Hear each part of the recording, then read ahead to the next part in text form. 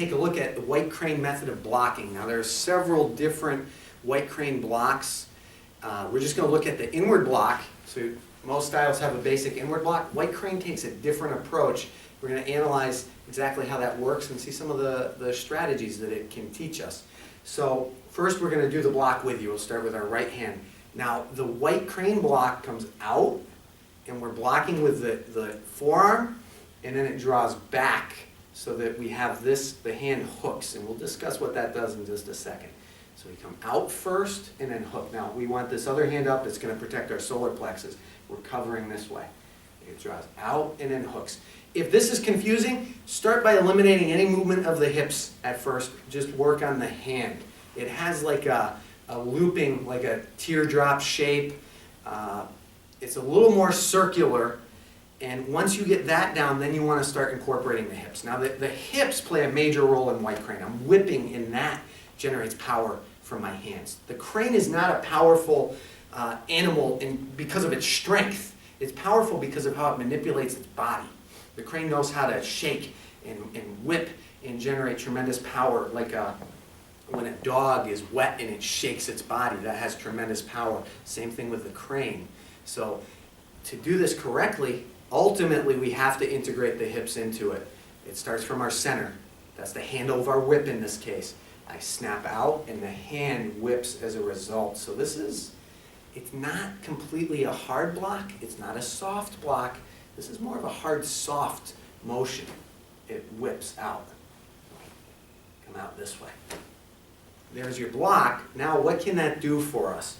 Well, if Dennis is just in a horse stance throwing a punch for now, that's fine. Okay. When I block, this travels back and we create a connection. We call that a bridge. This is the hook, and it connects so that now I can sense what he's doing, I can stick with him, and that's where the crane seizes opportunity. It's not aggressive, it's not going to attack or initiate attack, I should say. It waits. And when the opportunity presents itself, it can follow the attack in and counter-strike, using that as an opportunity. So the blocking, if we practice, this is our first bridge hand that we work with students. We hook, and now we stick with the person. We follow the punch in, and now I throw a punch so that he can block, and he follows my punch in. Now he punches, and we can just practice this. This is a good way to get used to the crane blocking. It's a great partner drill. You can pick it up a notch and add 2 punches. So I do 2 blocks, and he does 2 blocks.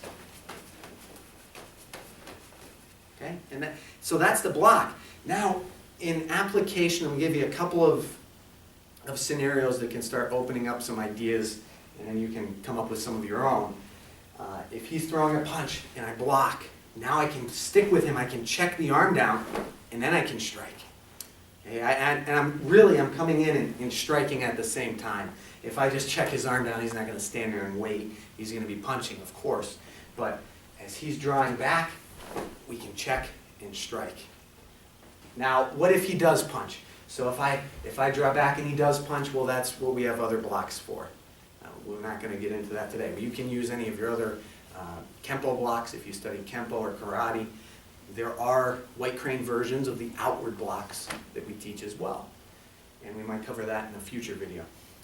There's another option too. Actually, we could use any of the ways of fighting. We can execute joint locks, we could do throws, utilizing this method. So he punches, I can follow him around, and I can do a joint lock, a chin-knot technique, and take him to the ground.